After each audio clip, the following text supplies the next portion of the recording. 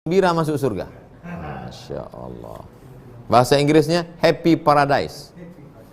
Assalamualaikum Ustaz. Waalaikumsalam. Apakah betul bahwa khilafah akan tegak kembali hanya pada saat Imam Mahdi turun?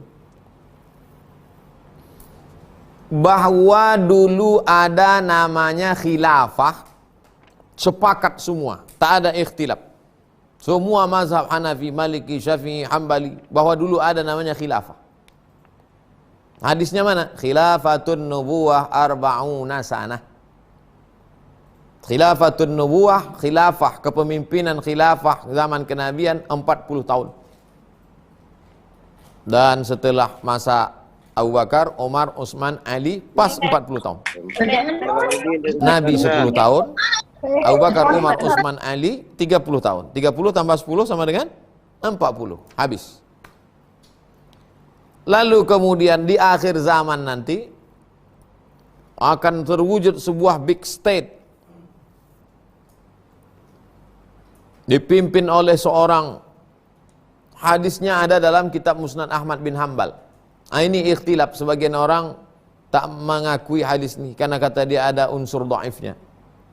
Sebagian lagi setelah digabungkan beberapa riwayat mengatakan hadis ini terkait dengan datangnya Imam Mahdi, tentang kepemimpinan dunia dipimpin oleh satu orang.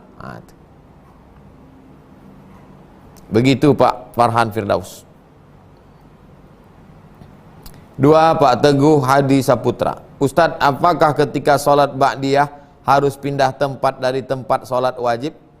Kalau Bapak pindah tempat, bagus. Dalilnya apa? Karena setiap tempat sujud itu bersaksi. Bapak sholat di Masjidil Haram, Masjid Nabawi, sholat sini, sholat sini, sholat sini, sholat sini, sholat sini, sholat sini. Tempat-tempat. Wa naktubu ma qaddamu wa asarahum. Kami tulis tempat, kami tulis bekas-bekas tapak kaki mereka. Bekas tapak kaki, bekas kening, menjadi saksi. Kalau Bapak tak mau pindah, ya nggak apa-apa. Yang pula Bapak paksa pindah orang sebelah. Assalamualaikum warahmatullahi wabarakatuh. Assalamualaikum warahmatullahi wabarakatuh. Zikir, doa. Pak pindah sini. Ah, nggak mau, wajib pindah. Nggak bisa gitu. Karena itu bukan rukun, bukan syarat, bukan wajib. Tapi kalau pindah-pindah bagus. Apa sih manfaatnya pindah-pindah? Pindah-pindah banyak ketemu orang. Kalau di Makkah, Madinah ketemu orang, assalamualaikum, assalamualaikum. Dari mana Pak? Kia hal hedike.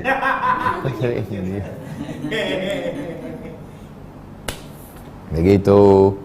Lalu kemudian dengan pindah itu ada semangat baru. Kadang kita kalau di situ-situ aja semangat. Pindah di 3. Ibu Amelia. Ustadz, terkait penjelasan kemarin tentang air musammas, bagaimana kondisi sekarang? Banyak masjid menggunakan tangki air yang secara otomatis terjemur kena matahari.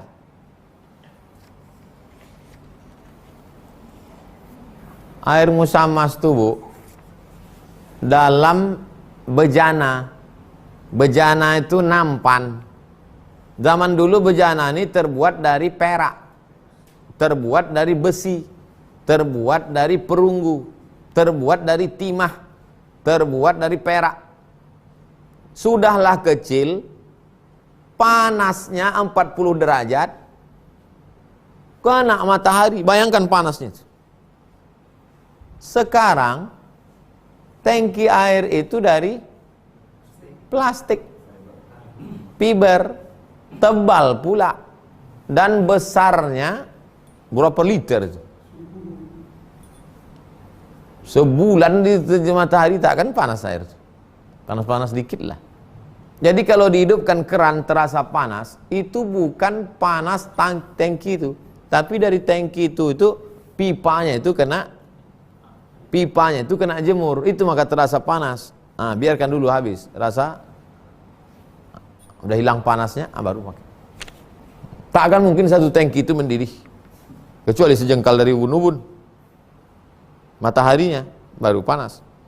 Jadi terkait dengan itu, yang musammas, betul-betul musammas itu ember kecil, nampan, bejana dari emas, dari perunggu, dari perak, dari besi, kena panas matahari. Panasnya pula panas macam di Saudi Arabia, Makkah, Madinah. dipakai berwudu, itu yang tak boleh, musyammas. Adapun di atas sana ada tong tabung air, maka dia panas itu bukan karena itu, tapi karena pipa, hidupkan, setelah habis panas pakai, tak masalah. 4. Ibu Nur, Ustadz, apa hukumnya mendengarkan sholawat di kamar mandi tapi pakai handset sambil mencuci pakaian?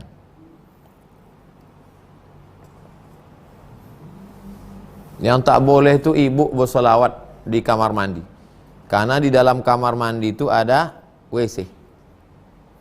Ada WC di kamar mandi, tak boleh. Ibu bersolawat tak boleh, karena ada menyebut Allahumma sholli. Tapi kalau suara luar masuk ke dalam, ibu sedang mencuci di kamar mandi. Kamar mandi itu ada WC. Tiba-tiba terdengar wassalatu wassalamu alaik. Gimana mau menutup suara orang itu masuk ke dalam? Tak bisa. Yang tak boleh itu ibu membawa masuk ke dalam. Tak boleh.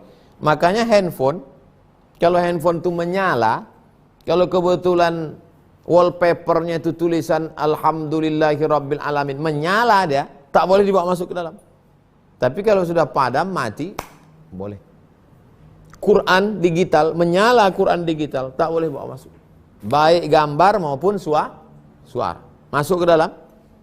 Alhamdulillahirabbil alamin, Ar-Rahmanir Rahim, Maliki Yaumiddin. Bawa masuk ke dalam. Nah, itu merendahkan, menghinakan. Tapi suara dari masjid masuk ke dalam, nah, mana pula bisa kita tahan itu? Yang tak boleh itu kita membawa masuk ke dalam. Kalau ibu mau dengar, ibu hidupkan. Kalau ibu mau mendengar, ibu hidupkan suara solawat di dapur, tape recorder. Tak ada lagi tape recorder sekarang ya. CD player, hidupkan, nah, ibu dengar. Suaranya masuk ke dalam. Bukan itu ibu nyalakan masuk ke dalam. Terakhir Pak Arif, Ustadz, bagaimana jika memberi nama dengan bahasa Sanskerta?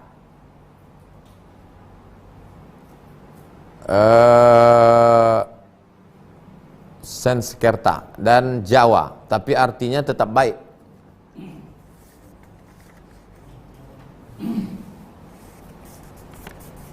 Nama itu afdol pakai bahasa Arab. Makanya orang-orang Jawa dulu, walaupun dia orang Jawa, namanya tetap pakai nama Arab.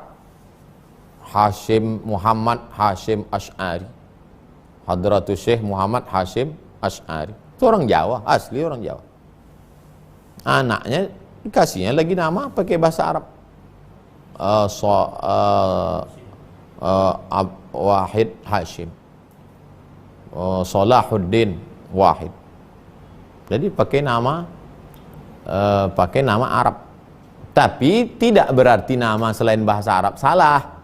Kalau nama maknanya baik, ya tak apa-apa. Nama maknanya baik, pakai bahasa Melayu, pakai bahasa Sanskerta, pakai bahasa, yang penting paham dia. Sekarang banyak juga orang tua nih pas ditanya nama anaknya Mantap, pas ditanya apa artinya, entah. Mantap, ku tengok di TV Pak Ustadz, mantap pula. Siapa nama Pak? Troya.